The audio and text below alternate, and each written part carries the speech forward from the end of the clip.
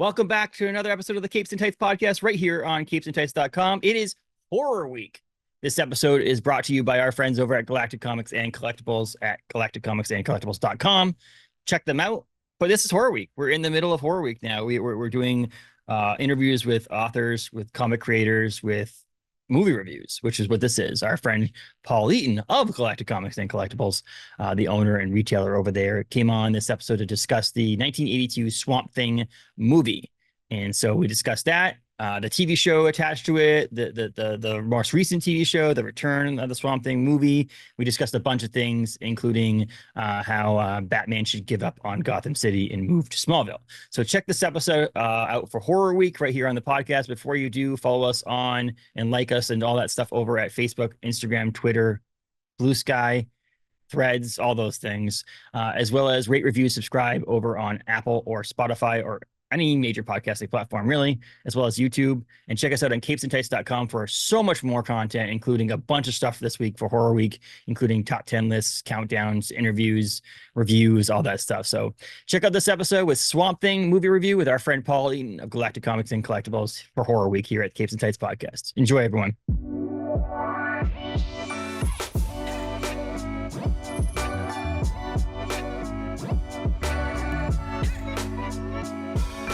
Welcome to it's this Horror Week, Paul, at the Capes and Tights podcast right here. Oh, Horror man. Week. Horror Week. What Horror a kickoff. Week. It's awesome. It's actually getting its own footing because this is a third year we'll be doing this. And Dark Horse emailed me and was like, hey, I know you're getting ready for your Horror Week. Do you want help with any guests, things like that? I'm like, holy shit. Dark Horse is actually it's known now. It's like like other people know these things. That's amazing. So I just do the Dark Horse Comics Horror Week and get them to sponsor the whole week. And oh, holy hell, yeah. Yeah, let's jump on this. Totally. But it's fun. It's Horror Week. So we're doing this year. This is the Tuesday podcast. We're doing 4, maybe 5. And that's the thing. We're recording this. There's a possibility for a Friday podcast that I'm working on. I just haven't heard back. It basically has to be that this person has to be available like within a certain 2-hour span on a certain day. And if they are, then we'll do it. If not, we'll have to postpone them to a different time. So if they're not available during that time, I'm not going to have a podcast on Friday, but we'll have one Monday, Tuesday, Wednesday, and Thursday, which is pretty exciting to do that. Let's hope we hit day 5 too and get the full run. That'd be dope. Right? It's just going to be great. Yeah. It's a person I'm looking forward to. They have a Dark Horse comic coming out. They're an author, and so that's pretty cool on that side. So this week we have multiple authors. CJ Lead, who wrote Mayfly, one of my favorite books of last year, and one of my favorite books of this year, American Rapture, which comes out this month or October. And we've got this episode, and we've got Nat Cassidy, who is a author as well, who wrote a short story or a short novella called Rest Stop, which is fantastic. And then we've got Isaac Goodhart and Tate Bromble coming back to the podcast to talk their Oddly Pedestrian Life of Christopher Chaos Halloween special. And so we'll talk horror stuff like that. So we've got comic people, we've got movies, we're doing Swamp Thing today. We've got a couple authors, potentially another comic book person. My goal next year is I want to get someone who's in like a B movie, like an actor, like an actor from like or something. Yeah, that'd be cool. Yeah. Cool. Man, I made it for Horror Week. Yes. Great. I mean, you've been in for Star Wars Week. It's your favorites. We're getting you for all the favorite things, right? Yeah. When we do the Transformers Week of the G.I. Joe, we'll have to do the Energon Week at some point. Where it's just talking Transformers, G.I. Joes, all that stuff. We'll just have you on every day to talk about a different G.I. Joe or something like that. No, but this is Swamp Thing. So this kicked off a bunch of Swamp Thing stuff. Honestly, like I didn't realize it until after watching this movie again, because I did actually watch it last year around this time. I had never seen this movie binge thing I do. Yeah. But there was this in '82, which is the Swamp Thing. Then they did the Return of the Swamp Thing. They made a sequel. I saw but they had the TV show. They did a TV show from 1990 to 93. They did a cartoon in 91. I watched the opening of the cartoon, and it was just the opening was bad. Yeah. Just the opening was terrible. I don't know if it was, for what I saw, it was 5 episodes. Is that all? Did it only make it 5 episodes? I don't remember. I didn't look up exactly. I know that because I'm not sure. Because I know they had an action figure line. I mean, Swamp Thing like went big time. Yeah, they had a video game. Yep, that's right. They had a video game, and then they also had the 2019 had that weird. It was I haven't seen it yet, mainly because of I'm afraid of the fact that it was supposed to be 13 episodes and they made it 10, and so to me, like, did they screw something up at the end there and like truncate it? And am I gonna be pissed at the ending? I've heard that the 2019 Swamp Thing is really good. Okay. So that's what I've heard. It was supposed to be 13 episodes. It went to 10 episodes because it was on their DC Universe channel, the app. Yeah. And so like the funding fell through or something that like was, that. I think the problem was that rather than releasing it on anything that was known, they tried to make their own platform. Yeah. And the platform itself tanked. And I think that's what kind of killed it, because everyone I've spoken to that has seen this is like, oh man, I wish they would go back and do a second season of it. They should do more of it. So I would be down for watching it. I'd like to check it out. They said that it was there's multiple things. One of the things that it was that it was they had tax credits for Georgia or something like that. I think they filmed it in Georgia. I was looking it up this morning. North Carolina. They were filming in North Carolina. There were supposed to be tax credits for filming there, but they weren't as big as they thought they were going to be. So there's multiple reasons that went into this. But again, so financially, the whole thing just kind of messed up. Maybe if it was on Netflix or HBO Max or something like that, maybe there would have been 2 or 3 seasons because there would have been the funding coming if it got a major platform, to them. Yeah. They don't when you release it yourself, you get the subscription. Like when Netflix releases Stranger Things, they get the subscription fees, but they don't get anything else. When you sell it to like HBO Max, you get a big lump sum money or money per episode or money, whatever, however they structure the deals, but they get paid for that from that other service. And then the other service's job is to sell the subscription fees. And so sometimes there's good money in that. I mean, obviously Netflix has made billions and billions of dollars off of it. I think DC thought that they were going to like be able to turn this into a huge thing, and it did not work. I mean, it was right around the time that everybody was releasing their own things. I mean, there was tons of platforms out, and it's just, I don't think that they have enough. I don't think they have maybe enough property of their own to be able to do a whole one.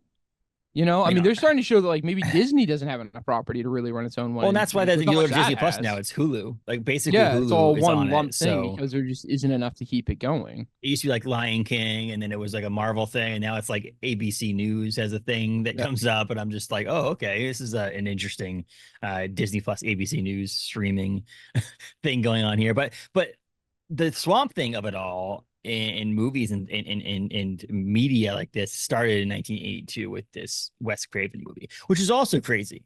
This movie from 1982 was directed by Wes Craven. It was written and directed by Wes Craven. It's funny. I read a little bit about the whole Wes Craven side of it and how Wes Craven wanted to prove he could do more than just like the hokey horror. He wanted to do this action stuff and everything, even though I gotta say, this kind of still a hokey horror. Yes, it is. At the end of the day, I saw somebody had the perfect, the campiness. They had the perfect like response. At the end of the day, it's still a Rubber Suit Monster Man. Yeah. Like all we did was go from Rubber Suit Monster Man being bad guy to Rubber Suit Monster Man being good guy. Like, so his kickoff film was The Last House on the Left in 1972, but then he did The Hills Have Eyes in 1977, which is a classic horror, like gross horror movie.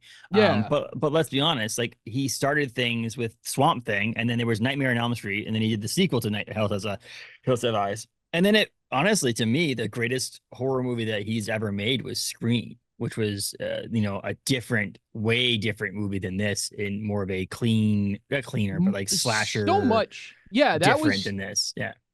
I don't know. Scream like really was set apart compared to a lot of the other more traditional Wes Craven stuff, and certainly this movie, this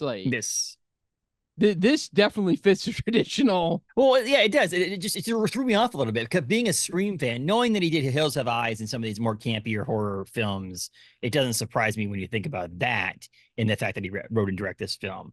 It's more along the lines when you think of Scream, because I think of Scream being more. I'm saying the word clean, but it's like more.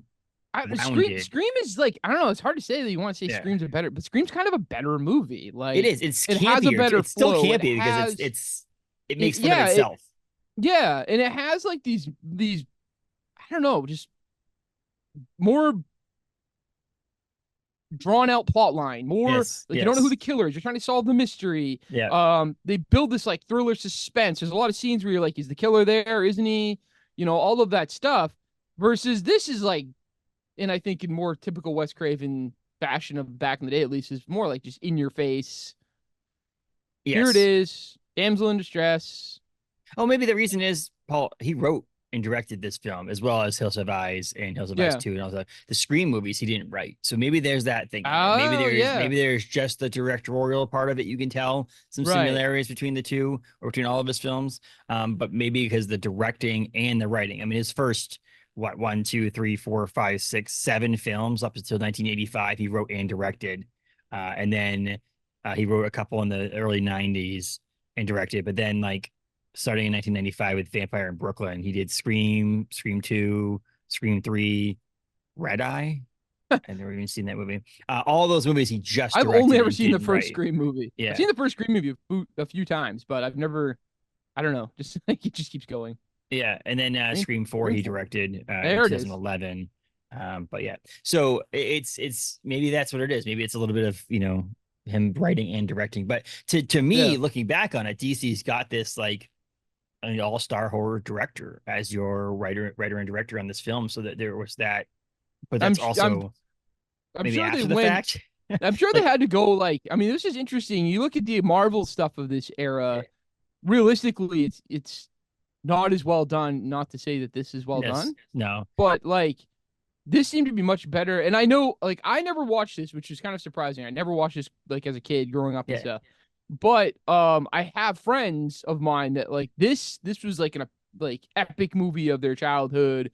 Swamp Thing, like how can you not watch it? We love him, blah blah blah. So I think, you know, if I'd watched this and had that nostalgia vibe for it, I probably would be a little more hooked on it. But if you look at the other, I mean, you look at Superman, Swamp Thing, DC was doing much better in the theaters at this stage than, you know, we watched the 90 Captain America, the Doctor Strange. Yes. Like, well, I think there's a difference. I think also like one of the things I liked about this movie was the fact that it was like a horror movie that featured a DC character, that it wasn't trying too much to be like, this is DC and you need to pull in like, oh, the horror movie, The Swamp, oh, there's Superman, and then, oh, there's Batman. And like, it wasn't trying to pull in too many characters. It was like, we're going to make a straight ahead horror movie that has a swamp creature in it. And why not? Instead of just making a, you know, it's almost like Wes Craven, if he wrote this and put this movie together and then brought it to DC and say, hey, Swamp Thing, you know, what about this? And then DC was like, and he goes, fine, we're just going to make a swamp movie. It's going to be called Swamp Creature. And it's literally they could do the exact same story. And obviously they couldn't use things like with the Doctor or the Arcane, who's a DC Arcane character as well. But also, I mean, Alec Holland and him, and then just change the names and could have been a completely different movie. But for those fans who are fans of comic books, it's like, oh, this is cool. It's a straight ahead horror film that features a couple characters from the DC universe, and there we have it. And so maybe that's why. And same thing with Superman. Superman didn't try to do too much. I think when we'll get to that when we actually do Superman. Whereas like some of these, like with Batman versus Superman, it's like they try to do too much. They try too much to nightmare. To make a Superman movie and a Batman movie and do it all in one. I feel like it's like the early Marvel stuff. Early being like the Daredevil, you know, where they were like, oh, like we talked about, we may not give another shot at this, so let's just cram it full, like stuff it all in the Nick Fury special. They're like, let's just stuff as much into as possible. This was very simple. It was Swamp Thing. Yes, and it was a creature feature. It was a creature feature that could have been an episode of X-Files. It could have been anything like this. It just was this movie. It came out in February of 82, which is like a couple years before I was born, but you were. I wasn't. I was born in June 82. So yes, there you go.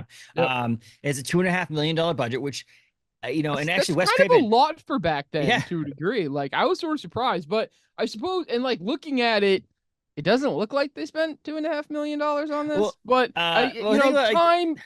looking back at it and how much, like that suit did not age well, but the amount of effort that had to have gone into making that thing. Yeah. Like, all right, I get it. And I can only imagine the amount of reshots and redos because you got this suit and all this stuff, and then he's got to be wet constantly. He's always going through the swamp, and he's out here, and like, okay, like I get it. Well, $2.5 million now, I feel like it's just like the base to make a movie. It's like it just nowadays you can cameras, shooting, insurance, actors, all that paying stuff. Your staff. It's like $2.5 million. Yeah, is pretty much where you're at. And so, I mean, everything in that movie. So pretty much everything across the board in that movie. It looked like a campy 1980s horror film. The Yep. one downside of, I think, all of it was Swamp Thing's costume in the side of maybe if they would have done it more at night, like we watched with Man Thing, a lot of that stuff happened at night. And so Right. they were able to hide a lot of that in the darkness. Right. The other thing, the biggest complaint I had wasn't even the suit. The suit was completely dry. Do you know what I mean? Like if you looked at the suit, Right. it was just like a vinyl suit. Yeah. And whereas if they added some like goop to it or some liquid or some sort of something to make it be like he was just in the water and he just got out of the Some swamp. more like I feel like some more Hanging, like it had some moss, but like more yes, size. more Because stuff hanging off. Like, it looks like a guy wearing a rubber suit. Like yes, that's what it looks like. if you squint your eyes, Yeah, he's more green suit stuff man. hanging off. Yeah. I mean, Swamp Thing is this big menacing. Yeah. You know what I mean? Basically, they just had a tall guy in a rubber suit. Like, Yes. all right, yeah, close enough. Well, maybe so that I was, feel like that's a who hard knows? Maybe part. that was on purpose. Like we're looking at this back, thinking back on it. Maybe it's like, we're going to make this super freaking campy, dude. We're just going to do it and we're going to have fun with it and so on and so forth. But I mean, in I will say no 1982, matter what, and we're gonna jump way ahead, yeah, but no matter what, the Swamp Thing looks way better than the Arcane when he transforms, when he morphs. yes. Wow. Wow. But is this, if we take this as a DC film compared to all other DC films, or to a comic book movie compared to all other comic book movies, At and least in you the look at it, you're like, oh my 80s. god, this is crazy. If you Yeah. take it in the fun fact that you're going to throw this movie on in a horror, you're going to do your own horror week at home, Yeah. and you're going to throw this on, and you're like, it's going to be a freaking campy movie that features a character that I know because Swamp Thing is a popular goofy, funny, character. entertaining. Then Yeah. you're, yeah, but it basically is the origin story in a sense of Swamp Thing. It doesn't show him becoming Swamp Thing as much as you'd think that you'd see, like, actually physically, like, Yeah. morphing into Swamp Thing. Like, he just is Swamp Thing in a sense. But it's also about the people around him. It's about, I don't know. To me, it was like the beginning of it felt like a creepy horror movie. Slow, ominous movies, trees in the swamp. Yep. I respected lots of that, like looking out into the swamp and sounds and like the. Which you have to do because 1982 was like law that you had to show all the credits ahead of time, and you couldn't do anything else but the credits. So they had to like show like just like ominous swamp area, a helicopter flying over. Yeah. And so I think it was great when you put this movie on. You're like, oh, this is a cool horror movie. Again, it's that I think that's why it just was so not good to me, but like so much better than it could have been. Is that it was just it played like a horror movie to me. It just played like a straight ahead horror. But I mean, I'll tell you what, this is way better than the 1990 Captain America. If you want to go superhero movie, and like as far as like your goofy monster horror movies, this is a goofy monster horror movie. Like and it is, but it features a DC character. And I think that to me, and Swamp Thing is a very, Swamp Thing, people always compare it, as a Marvel fan here, compare Swamp Thing Man Thing, right? It's the never ending Superman, Captain Superman, I guess is more like, what was it? Sentry. Superion or Sentry. Yeah. But like, Batman, Moon Knight, you have these, like, each of the big two have these characters that people are like, well, they're just the ripoff of that other person, and so on and so forth. And you have, this is Swamp Thing and Man Thing forever will have this whole, like, Man Thing is Marvel's thing and Swamp Thing is DC's thing. Even though it's funny because I feel like Swamp Thing is considerably better known, and maybe this movie is some of the reason. Like, it's just Swamp Thing is much better known than, like, you say Man Thing to the average person. Like, well, you say Swamp Thing, they're like, oh, I sort of know what you're talking about. They could at least, they have a vision. It pops in their head what Swamp Thing looks like. It's because I think also DC was like, we're actually going to put some effort behind this. I think Man Thing, it's like you had the Man Thing movie we watched. If you want to go back and listen to that episode, we watched Man Thing on here, but there's no Man Thing video game. There's no Man Thing in other things. There's no Man Thing TV show. It's like, this is the Man Thing. Boy, to a degree, I mean, especially if you look at time in comparison, I think this movie was better than that Man Thing movie. Oh yeah, I think so too. But DC was like, we're gonna actually put effort behind this thing, whereas Marvel's like, we're gonna have this character to kind of combat. They almost buried it after they were like, oh, this was not what we thought it was gonna be. And so I think that having that be the fact that they actually put some money and effort into having Wes Craven write and direct a film based on a character that was created what Len Wein and Bernie Wrightson created Man Thing. I think it's great. And then you added one other character, Arcane was the only other character that I even remember in this movie that's actually an actual character. Everybody else is just peripheral, like kind of made up. Could be anybody. That's amazing. I think that's a cool, like I said, that's a way to just be like, I wish they would do that more. I wish I could see these I mean, not too low budget, but just like these simple movies or shows that are just based around a random character that we're Yeah, it gonna doesn't make a have to be your comedy. major. It doesn't have to be Yeah. your major Marvel or DC characters. Your big guys. Use some of Yes. these more off the wall side Make characters and make something of them. a Yeah, horror movie that has, you know, a character in it. It's kind of like what was it, the Halloween special, the Werewolf by Night Halloween special, yeah, in that sense yeah, where it's just a straight ahead horror that features a couple horror characters from the universe. You can make a comedy and it just has Howard the Duck in it. I think that right. to me would be a fun thing. And I don't think you need to create this whole world building. I don't think you need to create this whole, you know, $1 billion movie. I think if you make a movie for 30 million and make 60, Maybe we need to like, dumb it down a little. yeah, Make it a little more simple. and so that's where I think that this I succeeded. don't the know most that in I that want to see a sense. guy in a rubber suit this day and age. No, but also, you know what's funny about it is if they made it on purpose like that, I'd watch it and be like, oh, this is pretty funny, because Yeah, they're making fun of if themselves. they made Like, Swamp Thing 3 today, yeah. like you'd sort of be like, all right, bring out the crappy rubber Mhm. suit and let's go. But we mentioned the 2019 show off the top here, and I think that is proof that that's the way the character should look. Yeah. If you look at it, I haven't seen the show. Like, I would like actually got probably on my plans to watch it now that we're talking about this, and so Yeah, on. I And we sort of read feel the same way. Like, man, I really got for- to check this out now. book club. We read the Swamp Thing, Yep. Alan Moore. I enjoyed run. the Swamp Thing when we read it too. I was sort of sad that it just didn't have the same like love interest character, the Yes. Abby, right?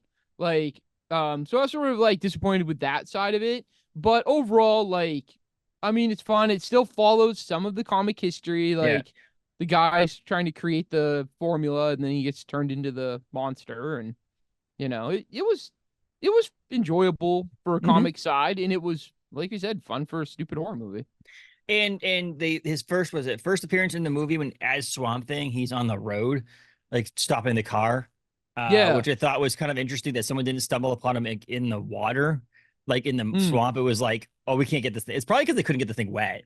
That's probably what it was. Probably. That suit couldn't get wet. That's why there was no wetness. Maybe to it, that's why when he's in the dry. water, it's always like at a distance, like it's always kind of away. It's literally just someone wearing a green suit, not the actual suit that you see. Right? Yeah, it's just sort of like backed off. Like let's not do that close up. So then maybe they had multiple. It'd be interesting to know like a little bit of the filming of this thing. But it would be like Aquaman's like first battle with someone being like in the desert or something like that. To me, like it was like, okay, this guy lives in a swamp, but your first thing he's going to see him, he's going to be stopping a car on the road instead of in the swamp, which is so right. But yeah, just out in the middle of middle of the interstate. But I also felt like from here up, the suit wasn't so bad because of the fact that you don't usually see a lot of stuff hanging off his face. Sometimes, I mean, a couple of weeds just glued onto his face would have done drastically different. It's really the lower down when he moves and you see the wrinkles. Yeah, like exactly. And I said to Liz about it, I'm like, I wonder, like, this probably is another one of those movies that doesn't like age well with the better graphics. Like this on VHS probably looked better than it does now watching it in high definition. 4K. Yeah, like here we go. Wow, that suit looks bad. Like in VHS form when this originally came out, it probably looks a little better. You know? Well, it's like, the same thing that I think like the this last needs season a little fuzziness. This needs a little bad shading and like all of that. Yes, that's what I said. The darkness would have helped if most of the stuff happened at night. Yeah, it's funny because the majority of it's during the day. This movie isn't like for being a horror movie. It isn't like a lot of night stuff going on in it. I think it's less expensive to film during the day because of lighting and lighting stuff like that stuff, too. But I think that like I always say the last season of Power Rangers, the original TV show from the US, had such bad. Like they just like threw people like we don't give a shit. Just get out there on the stage because you see like zippers and like doesn't matter. Just get it done. We're not here for quality, folks. No, they like see the filling like filling coming out of someone's like suit. It's like the old Godzilla movies. Yes, it'd be like stuff would come out and they're like, I don't give a shit. Just throw it out there. Like part of that is original like Star Treks like that. It's like really hokey.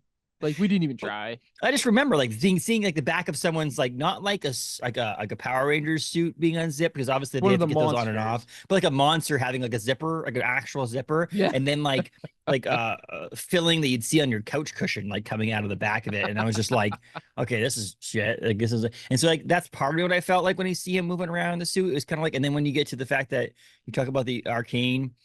Becoming the wolf monster, you have that the same thing where it's like he looks like he's wearing a. I sort of thought went to the store and bought a mask to wear. Yes, what it is exactly what it looks like because there's the facial features of it never change. Mm-hmm. We didn't spend anything on that. Like it's just this weird werewolf mask, like left over from another prop. Yep. That got used, what it looked like. So when he starts shedding and his skin's turning this weird color, I thought we were gonna get this like, oh, he's dead inside, and that's the whole thing, and he was gonna be this like zombie, nasty, something like that. Yeah. So then he like is screaming, and it goes to another scene. He comes back and he's peeling away the layers, and all of a sudden he's this like wolf pigman looking thing. Yeah. And I'm like, oh God, really? Like, this is where we went. I mean, I guess I get you gotta have the big monster battle, right? Like, I guess. Though. Wow. Like I said, he went to Spirit Halloween. Wes Craven saved some money there. Good. I don't think that looked good on VHS. I'm guessing that looked bad even then. Like, I would have to think. That's the transformation wasn't like the actual transformation itself wasn't horrendous. No. Think back to like how cool it was to see like Raiders of the Lost Ark and seeing like people's faces melt off. And doing things in reverse and things like that, and that's kind of stuff is like that's just how they did special effects back then. And so like 1982, just seeing that him transform from the funny thing was is the woman comes in to give him the bottle of water. No, obviously not a bottle of water, but whatever it was. Brandy, yeah, it's got the brandy. And she goes. Ah! And she screams and she runs off. And I'm like, but then you see his hands and there's like literally nothing wrong with him at that moment. Yeah. And then it starts to transform. You can only see half his face during that. So I kept waiting for it to come over and the other his face is all like this form. It's not. And instead it goes over and he's just sitting there. And I'm like, what the hell is she so scared of? You couldn't have at least had like hair on his hands or something happened to his hands. So when she handed him the brandy, it was nothing. It was his hands. And all of a sudden his hands started growing the finger. And all of that, like I said, that was cool. That was classic horror, transformation monster horror. Like great special effects. The end result. Werewolf in London looking. Yes. Yeah. It's just the end result did not match. Like the end result was like that they're like, okay, we're gonna have this creature feature battle at the end, and then it's like the producer comes over and goes, you have $1,000 to do this. And he's like, oh, cool. Someone go to Spirit Halloween and get a wolf mask. Wait, that was that. I think we may have spent too much of the budget before we got to this point. Crap. Yeah. Because that's what it looked like. It looked who's like got something in their closet they don't need. Because Swamp Thing's costume was bad, but not nearly as bad as Arcane's Not nearly as bad as that, which is good. Yes. I mean, because we got to see a lot of Swamp Thing. Yes. Yeah, and I agree. I think the worst looking Swamp Thing is him moving. It looks like a I don't know, almost like a dive suit or something. Like, that's what it looks like. It's like this, like rubbery and it wrinkles. But boy, the Arcane was not. No. Yeah, I really thought the skin looked like it was melting. I'm like, here we go. We're gonna get this creepy Tale of the Crypt Keeper zombie. And it would have made like the whole idea that it enhances what you are, the formula is supposed to do. So I'm like, oh, all right. He's always like this horrible person. He's dead inside. Yeah. No. That was like the weirdest. I mean, the guy that he first like drugs. Yeah. And him like shrinking and turning into a weird werewolf munchkin looking little... the midget. That was super Wes Craven horror looking. Like it was just screamed goofy 80s horror. He looked like Dobby from friggin' Harry Potter. Except Dobby had a real bad night. Yeah. He like jumps on the table. It's like, what? I also love how he's like, oh, you're the it's because you did all the hard work and you've been working so hard, so you get to try it first. Not, I don't know what the fuck this is gonna do to me, so you should try it first. The actual side of like, I'm not gonna. And do you this don't know you're taking it. Happen. So, you don't know you're taking it. I hit it, and you don't know you're taking this either. This is not even your choice. Like, you get to take it. What does this get? Because like the stuff's always glowing. You know what I mean? They show it like repetitively. This is glowing green. They hit him the glass, and he's just like, oh, my drink glows. Cool. Well, this is a cool effect. I wasn't that bright. Like, so what's funny is thinking back on it, Paul, and anything you've ever seen with some sort of potion like that. So if you look back on the serum, super soldier serum for Captain America, you look back on Hulk and gamma rays and things like that. Has it ever turned out well for the other person taking it? That's not like never. So like never works right. Like, it's twisted and it's always.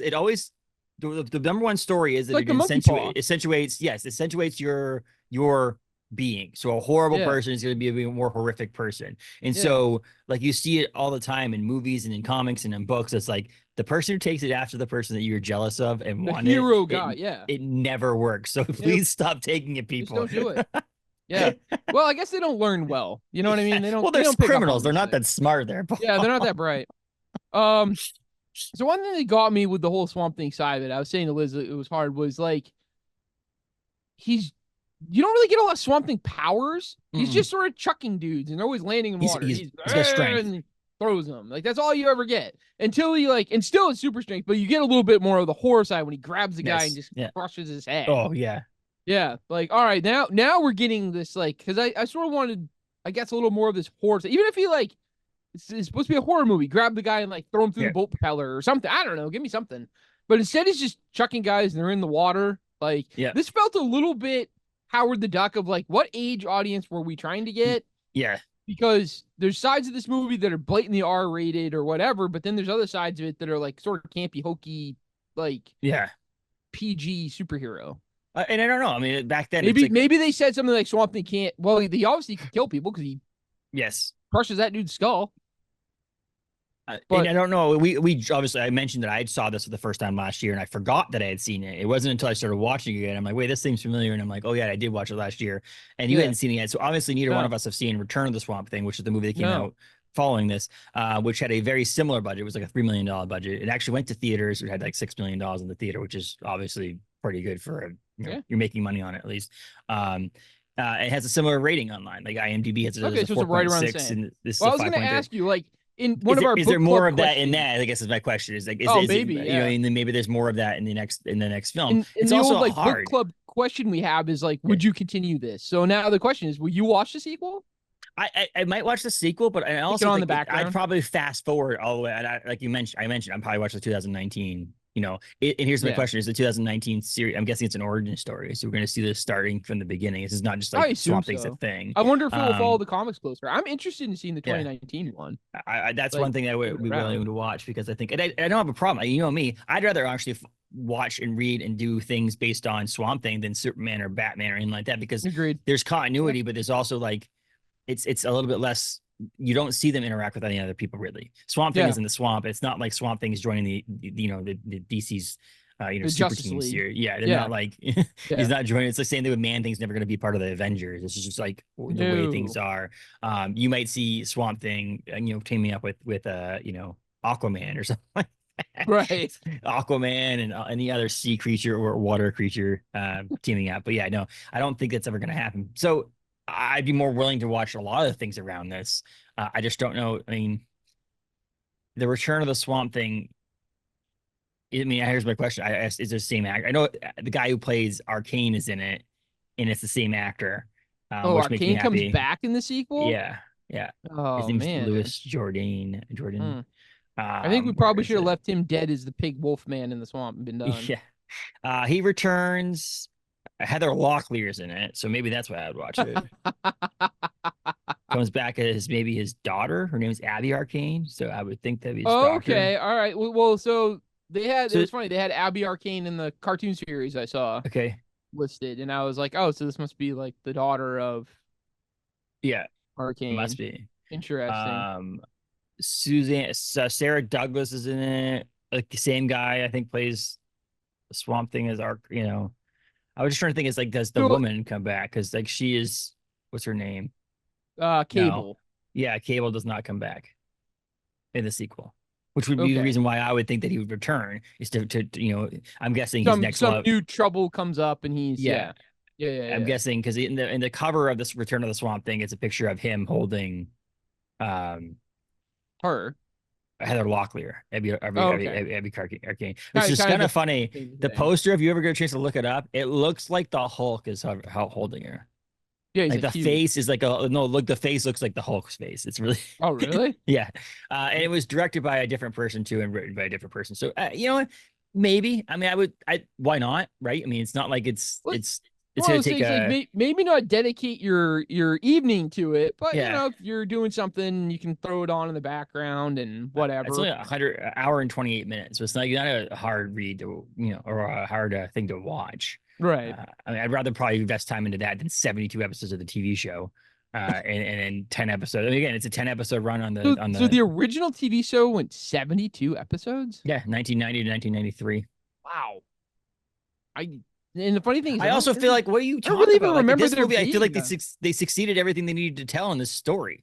You know what I mean? What else is there? I just read a book, and I'm not going to put it out in here right now, but like I just read a comic that I read, and I was like, you know what this feels like, Paul? It feels like it should be in a horror anthology. Like the story feels like it was so rushed in the first issue that it just felt like they tried to set the tone, set the story, the plot, and so on and so forth. By the end, they were trying to like that the next issue they needed to move further on in the story, and they just rushed it. And it was like it almost felt like someone was trying to sell the entire story in one issue. And I felt like that could have been in an anthology instead of being in like a series. Everything needs to be told in this. The Return of the Swamp Thing was almost like, oh, people liked it a lot. It had a pretty good rating. But let's do it again. That is 72 episodes. I'm like, what the hell is going to go on? So you can't do like I guess some of Swamp Thing's thing is like he's in the swamp, right? So like he's protecting it. So you could get into but it. Every week, you're turning in every week to just watch him protect the swamp. It's not like he's going to a different swamp. Man, this just ain't working here. Let's just go to Louisiana. Like, swamp Thing, Los Angeles. Yeah. Like we'll do the NCIS thing at the, Swamp Thing goes to Hawaii. He's just popping up. Well, maybe he's the Thing. Maybe he's the Thing in the movie The Thing. He meets a horror. He goes on the snow creature. Maybe he's in a thing. It would have been cool if they showed some of like because in the comic he is like the essence of the swamp or whatever. Like that physical being is not necessarily him. Like it would have been sort of cool to see him fade into the swamp and come back out somewhere else. Like, well, that in 1982 that would have been a very difficult thing for them to do. But yes, no, you could have just had him walk into the water and then have him reappear over here. You know what I mean? Listen, maybe it would have looked worse. I don't know. I guess someone can email us or comment on this post or this video or whatever. Just say if they've watched the 72 episodes that if it's worth watching, because I don't like I said, it just seems like a long. And is it worth watching? Not because you watched it as a kid and you're like, oh, it's the greatest thing I've ever seen. You know what I mean? Like, is it actually good? Yeah, because I mean, it is. I mean, during that era, like we started having like a lot of understanding of protecting our environment and eco awareness and stuff. So I could see this just being a giant series of here come bad guys to the swamp to do something, kind of like the Man Thing. Here's the oil company, and then here he is stopping them just week after week. Do you know that the animated Swamp Thing was not the TV show? Actually, wasn't even one of the first things that was on TV. Alec Holland, incarnation of Swamp Thing, appears on an anti-littering public service announcement aired on behalf of Greenpeace in 1989. Oh shit. That's amazing. Cool. Nowadays, there's no way that anybody would ever associate with themselves with something else like that, hoping that it didn't, someone didn't boycott them because exactly. I was trying to think of how long the episodes were. 30-minute episodes. Okay, so there's, nowadays I'm guessing the DC 2019 ones are hour-long episodes, so that's really 20 episodes, and so this is really 36 episodes if you think about it. So it is less than you would think, but still, I don't know. I don't, half an hour. Plus the suit's got to be worse, right? I guess. Oh God, I would assume. I mean, the suit's not great, so maybe it's just kind of the same suit. But I'll have to watch at least an episode or two. That's what I'll go see what it's about. I'm curious enough. You know what's funny is like we read Swamp Thing for book club that I never really read, and I liked it enough that I would like to read some more Swamp Thing. And now we've watched this, and it's not this amazing movie or anything, but it's enough that I'm like, I want to go watch the 2019 Swamp Thing. I want to, or like, I'll try this old TV series to see what it's about. I guess I'm developing this this liking of the character. I mean, it's catching on with me the way that I feel like a lot of people are like, oh, Swamp Thing, they come in and like, oh, Swamp Thing's great. And I read a lot of DC stuff, but I don't read Swamp Thing. And normally when I'm reading DC and Swamp Thing comes in, I'm like, oh man, crap, we got Swamp Thing in this. Well, now I'm leaning more into like, I kind of want to go read some Swamp Thing stuff. I'm leaning into it too, because guess what? The guy who played Alec Holland in Swamp Thing in the movies also plays him in the TV show. So like, okay, so they kept the same character. Yeah. So this is the funny about the early 90s and TV shows. Ready for this?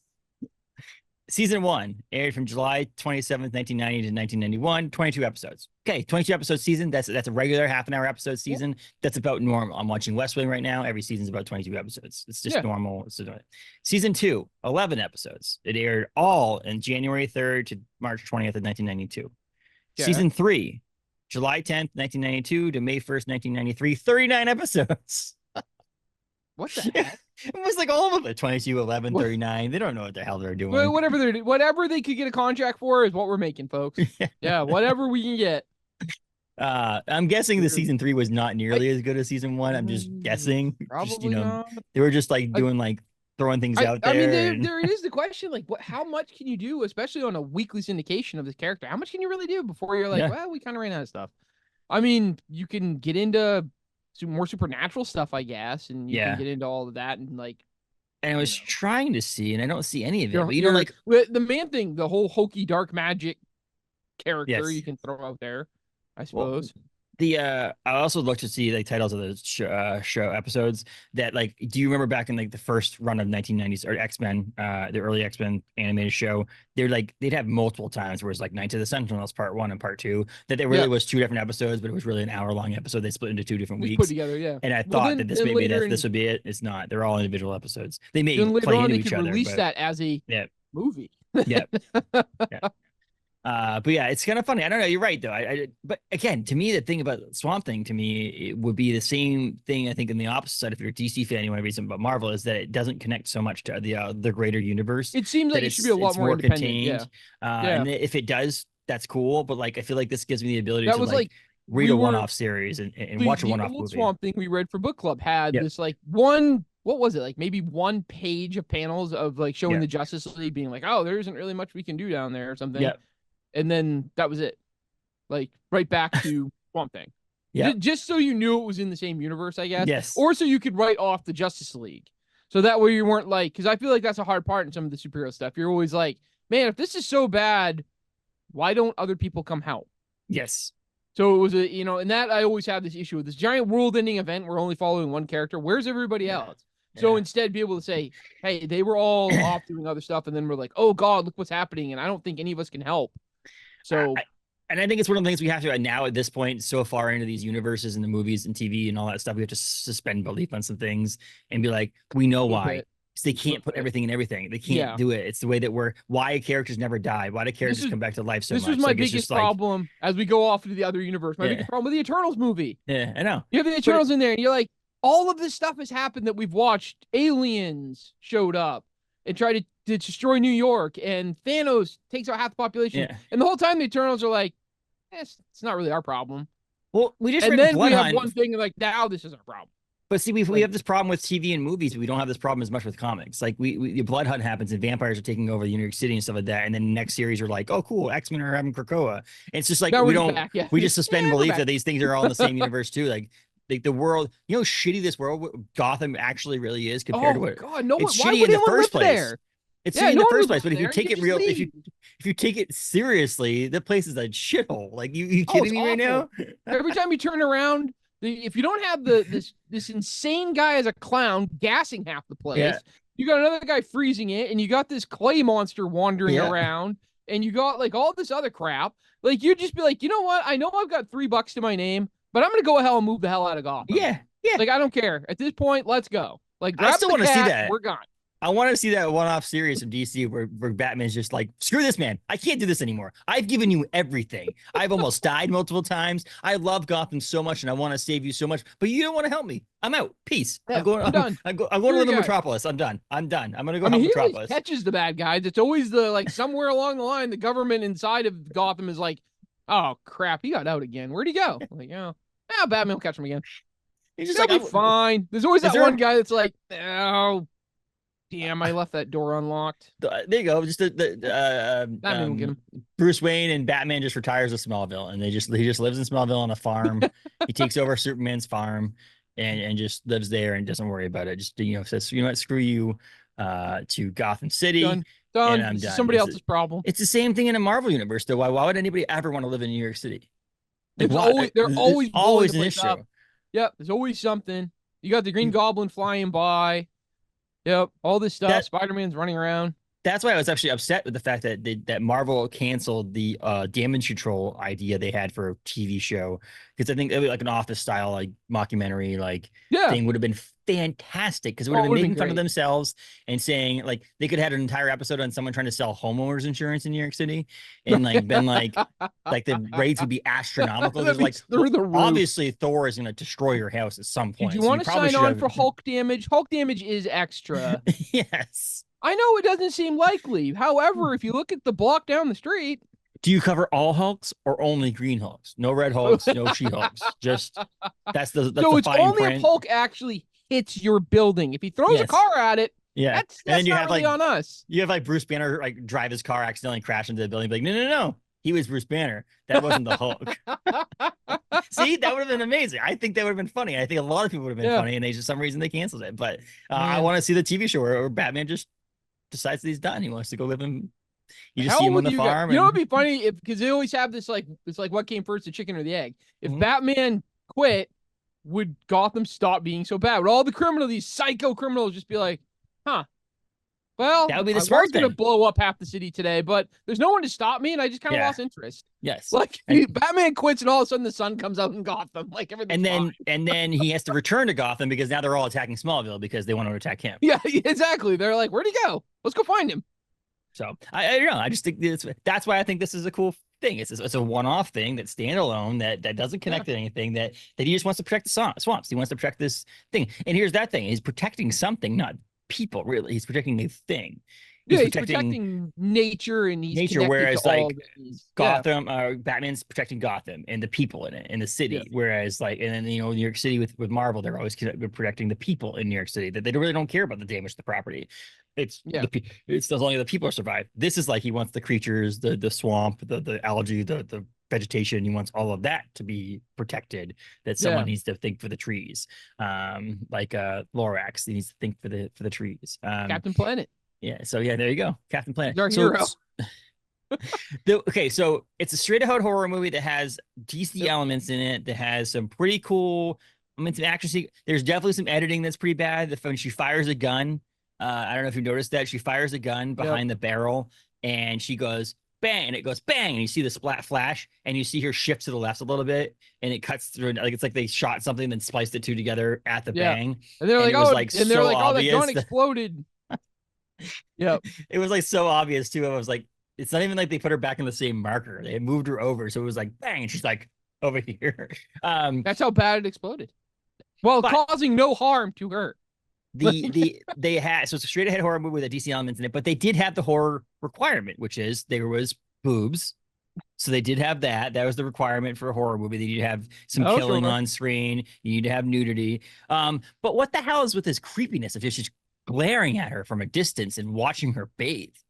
Yeah, did you notice that? He's like standing in the trees and he's like watching her, and she's like in the water, like up to here, and her boobs are out, and he's just like, yep, and then he just like walks she's just away. Fine with it. Yeah, and she's just fine with it. Of like, oh well, I'm just gonna bathe right here where you can watch.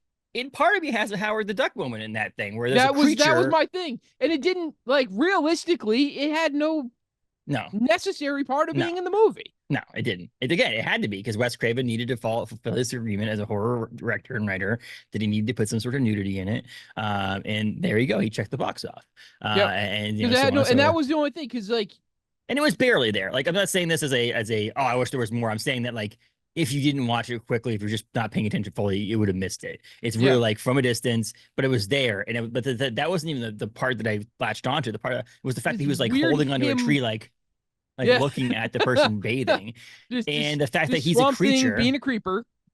Here's the same thing with like, does he have sexual feelings as a swamp thing? Like I can understand why would she be? That's the only thing I could write off was the idea that like it's showing that he like is trapped within what he is now. Yeah, like his lack of humanity or whatever. Like, I can't reach her. She's off in the distance. I'm trapped in this being. I want to be. I don't know. But it is completely. That whole scene didn't need to be in there. Piece. No, it was none the of whole that thing. It was like over. And that was done. Like, okay, so you immediately like put this at an R rating, but then Swamp Thing's randomly throwing people into the water. Yep.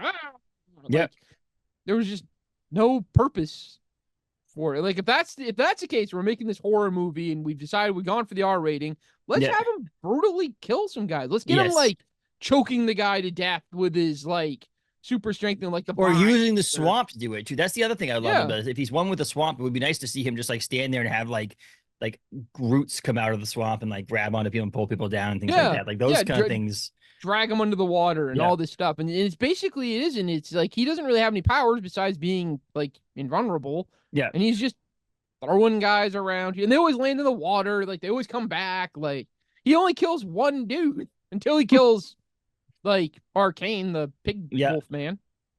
God, that was bad. So it was to me again, there's like these redeeming qualities to it being like if you go into it and be like, this is a horror movie. straight ahead horror, campy horror movie from the 1980s. You cannot take things too seriously because obviously you have a limitation of special effects, budgets, all that stuff. And practical effects is what they had. Could they have changed some things? Like, honestly, thinking back on it, there were definitely some fixes that were available to them in 1982 that they didn't do. Again, some sort of like, if some things were hanging off of him, it would have made him, give him some depth. There was no give him depth some to side, him. give him some depth, make it look more like a swamp and less like a guy in a rubber suit. Yes, exactly. But otherwise, I said, you know, there's some editing things, but for $2.5 million, you know, the story it moved along. You understood the story a little bit, like the plot was there. It made sense You know, it overall had a purpose.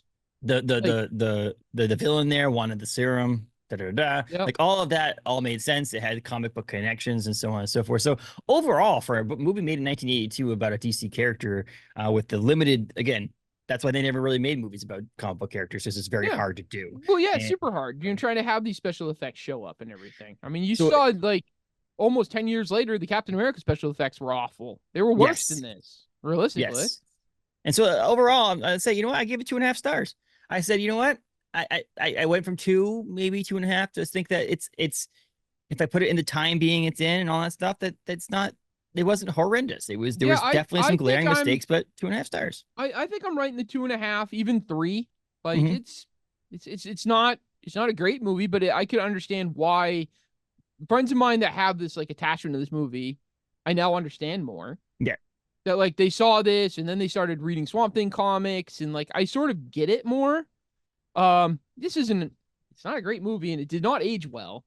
But yeah, I think it's 2.5 is fair. I'd even push to a 3 maybe. Yeah. It's not. Like you said, the biggest thing is it had a plot and purpose. Yes. It may have been a little weird. It may have been a little off. Like the weird, you never really get this whole scientific government thing. No. Like all that, or in the arcane army guys are super hokey and just like numb. Like they're dumb as a box of rocks. But if you go into it with that, if you're not going into it with an award-winning movie, but overall, we all went into watching the end game in Avengers with them saying they're trying to create this like epic masterpiece, plus potentially win awards and things like that. Whereas I don't think they went and make 1982 Swamp Thing to be like, oh, let's win awards. They think they went into it and make a movie. And it was like, you know what I mean? So like, if you look at it that way, it definitely is that middle of the ground movie for 1982. And here's to be honest, DC, outside of a few Batman films that have been really good, have really struggled at the box office and struggled making movies. So I think they've gotten scheme of things. I think they've this could have been released next year and it would have been better than a lot of movies they've I think they've gotten worse. Looking back at the old 80s stuff and as it progressed into like 89 Batman was all much better than what we've seen in the last. They have things at their fingertips now and they don't use them correctly. So at least they don't even have a chance. They don't know those are going to be existing. They honestly did better back then than they do now. The CGI we have nowadays doesn't exist back then, and they still did it better than some of the people. So I think there's that thing. And I will say, Rotten Tomatoes, the critics gave it a 60%, and the popcorn meter they call it now is a 40%. So it's right around the same place, that 50%. Yeah, and I noticed that too, and I'm like, that's about right. Like, IMDb is a 5.3, so it's like that middle of the ground. Like it's not a bad movie, it's not a good movie. It's a movie that's worth watching, and again, maybe it's leading us to watch this Return of the Swamp Thing, and maybe watch the couple episodes of the old TV show and watch the new TV show. And so, you know, I think that's what it is, available on DVD regularly. You can get this movie. This is not a like hard to find movie. You can stream it on certain places and things. So it's definitely available to watch, and I would recommend watching it because it's fun, and this is the kind of time you should watch it around horror season. Watch it during your horror week. Watch it if you're one of those like, oh, I've got to watch a horror movie every day in October. Throw this one in the list. Are you guys going to watch a little bit more horror movies this year? I know you guys don't usually, but I know you and Liz talked about it last year. It's still been discussed, and it's still sort of my plan. Okay. So I think we're going to try to go in for some more. You know, I mentioned a while ago we watched American Psycho that I'd never seen, and that was actually her pick. She's just like, you want to watch this? I'm like, okay, sure. So, you know, let's go on for some of these, the cult classic horror movies that I've never watched. Yes. So and I think it'd be sort of fun for October. To me, Scream, Halloween, those ones. Nightmare on Elm I've seen Scream. I've never seen Halloween. I haven't seen Friday the 13th. Yeah. I hear Nightmare on Elm Street's kind of more on the goofier horror side than Wes Craven. So I'm more thinking I would rather watch your Halloween, your Friday the 13th, especially the first ones. before So Friday the gets 13th is into, a like, hard one. It's Friday the 13th. It doesn't really become Friday the 13th until the second movie because the first movie Right. really doesn't actually include Jason. And so Right. So I was thinking watch the that's first, watch the second. yeah, I wouldn't they're mind short. watching like what Psycho. Yeah. Like Oh, give Psycho's that phenomenal, around. too. Maybe Yeah. some of the older, like some of the Stephen King property I haven't Yes. watched. So I sort of honestly, have a I list of watched stuff, last year. I but- watched Frankenstein, which was pretty good. Honestly, like some of those classic movies that you're like, oh, Yeah. I'm never gonna watch. And those are the ones you go into like, this is filmed in 1937. I could you figure know, this out. Like, you know what you're gonna get. Yeah. yes. So yeah, it'd be fun. It's a horror movie. It's one of those things that I've grown onto. But I definitely am in the I watch a bunch of them, but I do think like Halloween is worth watching always for everybody. I think how the first Halloween movie is one of those iconic classic movies. Watching and crossing off the list and just being like, okay, I've seen it at Nightmare on Elm Street, same thing. I think that again, how you can't watch really Friday the 13th 2 unless you watch 1, so you kind of have to watch both of those. Yeah, I think I'll probably watch 1 and 2. Yeah. Scream to me has always been one of those movies that Scream to me is a Scream's huge. good. I've seen Scream a couple. I've watched it at least 2-3 times.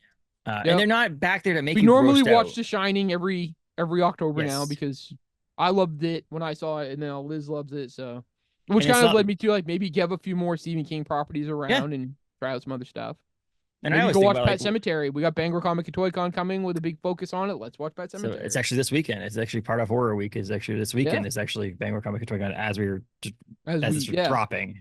It's this weekend, and so that'd be pretty cool. I never even thought about that. It's the Pet Cemetery reunion on that weekend. But I think so we're more cool. interested in the Ninja Turtle side of it. But hey, like Pet Cemetery, maybe I should give that a round.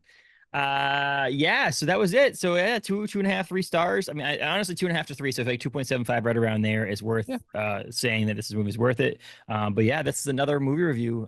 It's not one of the worst, not one of the best, which is okay with me.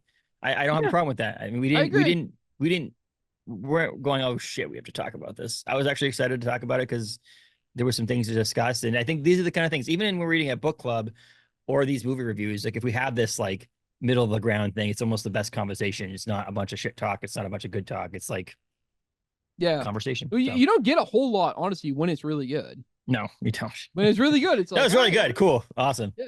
All right. I liked it. Yeah, me too. All right. Well, we're through here. But so yeah, this is Horror Week at the Capes and Tights podcast thingy we do here. That thing you do. That thing we do. I got a DC comic in front of me. Whoa.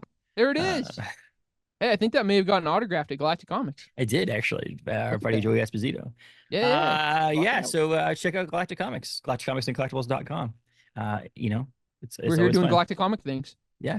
And we'll be at Bangor Comic and Toy Con this weekend. If you decide that you do want to show up to this thing in Bangor and you live in the area, Bangor, Maine, that is, we'll be supporting and promoting our Galacticon, which happens this summer over in Brewer, Maine. So you can check that out. We have a booth there up in the concourse.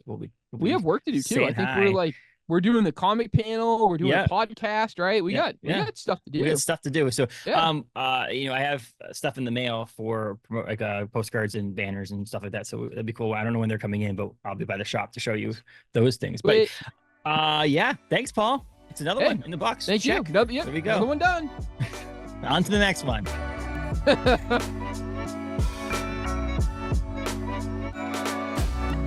What?